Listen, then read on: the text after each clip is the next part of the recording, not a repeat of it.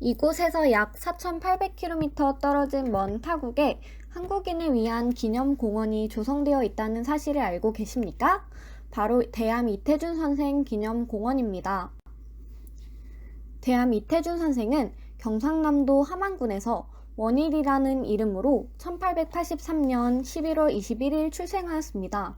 그 후 1921년 2월 향년 38세의 나이로 러시아 내 친일 세력에 의해 살해당해 숨을 거두었습니다. 이태준은 1907년 세브란스 의학교에 입학해 의학을 공부하였습니다. 대학 시절 안창호 선생의 권유로 1910년 청년 학우회에 가입하며 독립운동에 적극적으로 참여했습니다. 이후 1911년 학교를 졸업한 후 그의 친구이며 선생이던 김필순 선생을 따라 1912년 중국 난징으로 망명하였습니다. 중국에서 3년가량 기독회의원에서 생활하고 나서 1914년 김규식 선생과 몽골로 이주하여 동이이국을 개원했습니다. 그곳에서 많은 독립운동가를 돕고 몽골의 질병을 치료하던 중 1921년 러시아 운게른 부대에 의해 피살당하여 숨을 거두었습니다. 독립운동가 이태준의 삶은 그가 세브란스 의학교에 다닐 시절 시작되었습니다. 안창호 선생의 추천으로 청년 학우회에 가입한 그는 중국의 신해혁명에 크게 감명을 받았고 백오인 사건으로 김필순 선생이 체포 위기에 놓이자 그를 따라 중국으로 망명하였습니다. 그는 의원 활동으로 번 돈으로 독립운동가들을 후원하였고 한인사회당의 연락담당 비밀당원으로 활동하며 국외에서 독립운동 자금을 조달하기 위해 힘쓰기도 하였습니다. 그는 상해 임시정부에서 군의관 간무로 활약하였고 의열단원으로서 도움이 되기 위해 의열단의 폭탄 제조 기술자인 헝가리인 마자르를 소개해주기도 하였습니다. 이태준 선생은 1914년 김규식 선생을 따라 몽골로 이주하여 그의 의술을 펼쳤습니다. 20세기 초 몽골은 매독의 나라라 불릴 만큼 매독이 널리 퍼져 있었습니다.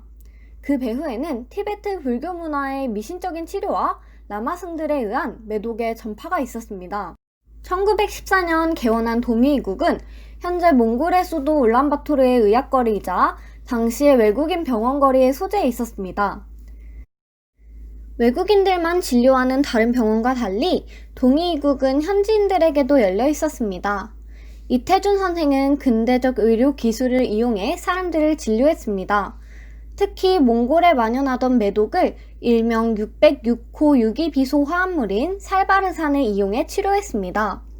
한 일화로 목에 매독균이 퍼져 말을 못하던 사람을 바로 말할 수 있게 만들었을 정도였습니다. 이를 계기로 명성을 얻게 된 그는 몽골 국왕인 보그드칸의 주치의가 되어 몽골 왕족의 신임을 받았을 뿐 아니라 당시 몽골에 주둔해 있던 중국군 사령관의 주치의로도 활약하였습니다. 몽골의 수많은 생명을 살린 그는 극락세계에서 강림한 열애불이라는 의미에서 신인이라 추앙받았습니다. 또한 보그드칸으로부터 귀중한 금강석이라는 의미를 가진 외국인이 받을 수 있는 최고의 훈장 에르데니 인 오치르를 수여받았습니다. 현재 몽골의 수도 울란바토르에는 몽골의 슈바이처라 불리는 이태준 기념공원이 있습니다. 자이승승전 기념탑 옆에 위치해 있는 이태준 기념관은 2001년 설립되어 그의 업적을 대중에게 알리고 있습니다. 그의 출생지인 경상남도 함안군에서 기념공원을 조성하고 있습니다. 이태준 선생의 공훈을 기리기 위해 2009년 5월 국제학술회의와 2017년 2월 학술강연회 등이 주최되었습니다.